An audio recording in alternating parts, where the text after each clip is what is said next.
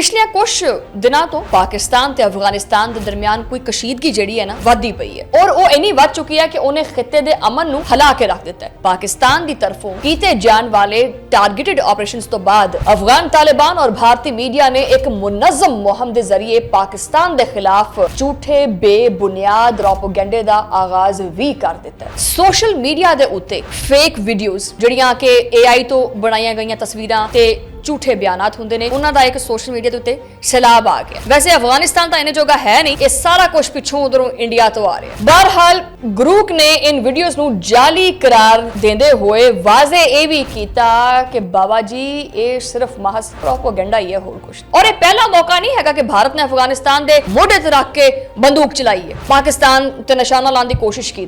भारतीय मीडिया हमेशा जिहड़ा ना वो इस तरह के मौके नूं गनीमत समझता है जिथे पाकिस्तान नूं बदनाम किया जाए, चाहे वह अफगानिस्तान का मामला होवे, लाइन ऑफ कंट्रोल की सूरत हाल होवे या दहशतगर्दी के वाक़े तो बाद दी फजा होवे। बिस्मिल्लाहिर्रहमानिर्रहीम, अस्सलाम वालेकुम नाज़रीन, तुसीं देख रहे हो 360 डिजिटल पंजाबी और मैं हाँ तुहाडी मेज़बान शमाइला नियाज़। और बड़ी मेहरबानी कि तुसीं इस चैनल नूं देखदे हैं और लाइक करते हैं, शेयर करते हैं, इसी तरह अपना सपोर्ट जो है वो चैनल नूं देंदे रहो और सबसक्राइब भी करो, बेल आइकन भी प्रेस करो और अपने हल्का अहबाब दे विच भी शेयर करो। बाकी जो ताज़ा तरीन खबरां होंदियां, जो अपडेट्स होंदियां, असीं तुहाडे तक पहुँचाते रहने हैं। अज दा व्लॉग भी बड़ा इन्फॉर्मेटिव है, उहदा आगाज़ करते हैं जनाब। पिछले कुछ दिनों तो पाकिस्तान ते अफगानिस्तान के दरमियान कोई कशीदगी जिहड़ी है ना वधी पई है, सरहदी कशीदगी जिहड़ी है, और वो इन्नी वध चुकी है कि उन्हें खिते दे अमन नूं हिला के रख दिता है।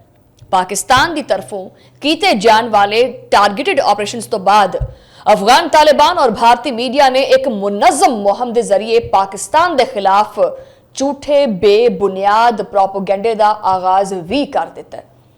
सोशल मीडिया के उत्ते फेक वीडियोज जिहड़ियां कि AI तो बनाई गई तस्वीरां ते झूठे बयानात होंदे ने उन्हां दा एक सोशल मीडिया के उत्ते सैलाब आ गया। वैसे अफगानिस्तान तो इन्हें जोगा है नहीं, ये सारा कुछ पिछों उधरों इंडिया तो आ रहा है। दिलचस्प गल इत्थे यह है कि अफगान तालिबान ते भारतीय मीडिया दोनों ने एक ही वक्त एक ही बयानिया इख्तियार कर गया और यह है वो बयानिया कि पाकिस्तान ने मुबैना तौर पर अफगान हदूद दे विच कार्रवाई की और तालिबान ने जवाबन पाकिस्तानी टैंक कब्जे च कर लिया। लेकिन जदों उन वीडियोस नूं जांच किया गया तो सच सामने आ गया। रूसी साख्ता टैंक जो कि कई सालों तो अफगान तालिबान के ज़ेरे इस्तेमाल है, उन्होंने पाकिस्तानी टैंक बना के पेश कर दिता। तुहानूं पता है एक फैक्ट चेक ग्रुप है जिन्होंने ग्रुप कहते हैं। ग्रुप को पूछा, हाँ जी ग्रुप भाईजान ये दसो ना जरा जी टैंक है ये पाकिस्तानी है। ग्रुप ने कहा कि तुसी आहो, कहना नहीं यार पाकिस्तानी नहीं है टैंक, है रूस का।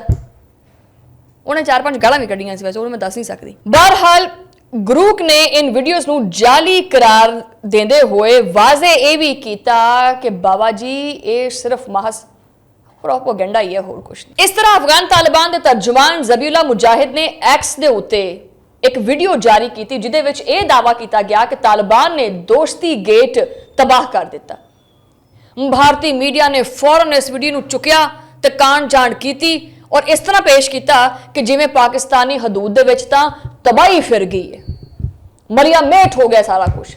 लेकिन हकीकत बिल्कुल इहदे बरअक्स थी।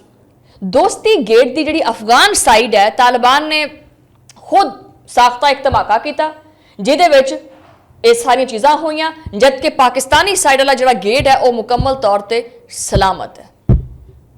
मैं क्या है ना कि ये चीज़ां जिहड़ियां सच होंदियां ये छुप नहीं सकदियां। और ये पहला मौका नहीं है कि भारत ने अफगानिस्तान के मोढे ते रख के बंदूक चलाई है, पाकिस्तान ते निशाना लाने की कोशिश की है।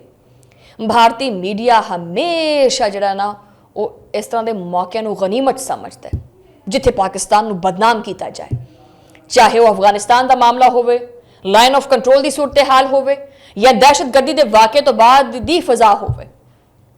भारत के न्यूज़ चैनल्स एक लम्हा जाया किए बगैर पाकिस्तान के खिलाफ वो भौंकण लगते हैं कि बस छड्ड ही दो, साढ़े पाकिस्तान के गली के आवारा कुत्ते नहीं इवें भौंकते हैं जिवें ये इंडियन न्यूज़ चैनल से उत्ते भौंकते। काबल दे विच होने वाले हालिया बम धमाके नूं भी भारतीय मीडिया ने ऑयल टैंकर फटन का वाक़या करार दिता। हालांकि वो ऑयल टैंकर नहीं फटिया सी, पाकिस्तान ने अटैक किया सी, जिहदे विच दहशतगर्दां नूं निशाना बनाते हुए कई ਖਵਾਰਿਜ ਜਿਹੜੇ ਨੇ ਉਹ ਜਹਨਮ ਵਾਸਲ ਕੀਤੇ और भारत ने जानबूझ के इस वाक़े ਨੂੰ छुपाने की कोशिश की और कुछ होर ही तरह पेश किया गया। बहरहाल हुण दी सूरत हाल इत्थे तक पहुंच चुकी है कि भारतीय मीडिया AI के जरिए जाली वीडियोस तैयार करता फिरदा है। IT विच बड़ा अगे जा रहा ना, मुख्तलिफ क्लिप्स नूं जोड़ के, आवाज़ां बदल के, तस्वीरां नूं मसनूई तरीके नाल तब्दील करके इस तरह दी वीडियोस बनाता है जिहड़ियां बज़ाहिर तां हकीकी लगदियां ने, लेकिन हकीकत इन्हां दा कोई ताल्लुक नहीं हैगा। इन्हां जाली वीडियोस के जरिए पाकिस्तान के खिलाफ नफरत बदएतमादी फैलाने की कोशिश की जाती है। जिन्नियां मर्जी कोशिशां कर ले, जिन्नी मर्जी ढिल ला लवे, ये कभी कामयाब नहीं हो सकता। सब तो पहले तो अफसोसनाक पहलू यह है कि भारतीय मीडिया ने शुमारी वज़ीरिस्तान के एक आम शहरी आदिल नूं शहीद पाकिस्तानी फौजी करार दे दिता। आदिल दावड़ ने खुद वीडियो पैगाम जारी करते हुए उन्होंने तमाम चीज़ों को बेबुनियाद आख्या। इस मिसाल तो वाज़ह होता है कि भारत की फेक न्यूज़ जी इंडस्ट्री है वो सच्चाई को किदां तब्दील करती है और हर हद को पामाल कर देती। सिक्योरिटीज़ राय के मुताबिक अफगान तालिबान की रजीम ते भारतीय मीडिया के दरमियान हुण एक खुफिया नहीं बल्कि एक खुला गठजोड़ सामने आ गया। तालिबान जुड़े कदी अमरीकी प्रोपोगेंडा के निशाने ते सी, अज खुद झूठ ते गुमराही के जरिए दूजियां दे खिलाफ इस्तेमाल होंदे पे। भारत इस सूरत हाल का भरपूर जिहड़ा ना फायदा चुकदा पिया। वो जानता है कि अफगानिस्तान दे विच मौजूद जिहड़ी तालिबान रजीम है उन्होंने बैन अल-अक़वामी सतह के उत्ते एतमाद हासिल नहीं हैगा और इस तरह दे विच जिहड़ा ना अगर पाकिस्तान के खिलाफ कोई मनफी बयानिया खड़ा किया जाए तो वो आलमी तवज्जा तो जिहड़ी हैगा ना वो बासानी उहदे तो तवज्जा हटाई जा सकती है। लेकिन इत्थे पाकिस्तान का मौकफ की है जनाब? पाकिस्तान ने हमेशा जिम्मेदारी का मुजाहरा किया है, चाहे वह दहशतगर्दी के खिलाफ हो, चाहे वह जंग के खिलाफ हो या खिते के विच अमन और इस्तेहकाम की कोशिश हो।